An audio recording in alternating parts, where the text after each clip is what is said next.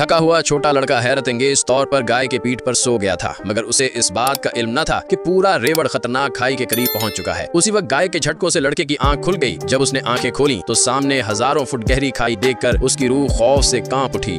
अचानक पहाड़ की चोटी से जोरदार आवाज आई। जब उसने ऊपर देखा तो नजर आया कि पहाड़ पर मौजूद दरख्त जमीन पर गिरने शुरू हो गए। दरअसल जोरदार बारिश की वजह से मिट्टी का तूफान यानी लैंडस्लाइडिंग शुरू हो चुकी थी। गाय का रेवड़ घबराकर पीछे हटने लगा। लगता था कि सभी जानवर इस मिट्टी के तूफान में दब जाएंगे। ऐसे नाजुक लम्हे में लड़के ने कुछ सोचे बिना खाई में छलांग लगा दी। आधे घंटे तक वो लुढ़कता रहा। आखिरकार वो एक नदी में जा गिरा, मगर नदी में सामने खतरनाक पत्थर बह रहे थे जिनसे टकराना मौत के बराबर था। लड़का पानी की रौ के साथ बहता चला गया। खुदा का शुक्र हुआ कि उसे एक सूखी लकड़ी का टुकड़ा मिल गया, जिसे पकड़कर वो बच निकला। 3 रातें और 3 दिन बहते रहने के बाद वो लकड़ी का टुकड़ा एक जंगल के अंदर जाकर रुक गया। अब लड़का ये भी न जानता था कि वो कहाँ आ गया है। उसने एहतियात से जंगल में चलना शुरू किया, मगर कुछ ही देर बाद उसे अंदाजा हुआ कि वहाँ तो कोई छोटा जानवर तक नहीं था, सिर्फ लंबे लंबे दरख्त ही दिख रहे थे। अचानक उसका पाँव किसी चीज से टकरा गया। उसने झुककर देखा तो ये एक बहुत बड़ी अजदे की उतारी हुई खाल थी। उसने हैरानी से उसे उठाया और फिर लापरवाही से फेंक दिया। उसे क्या पता था कि वो एक खतरनाक अजदे के इलाके में दाखिल हो चुका है। असल खतरा तो अभी शुरू हुआ था।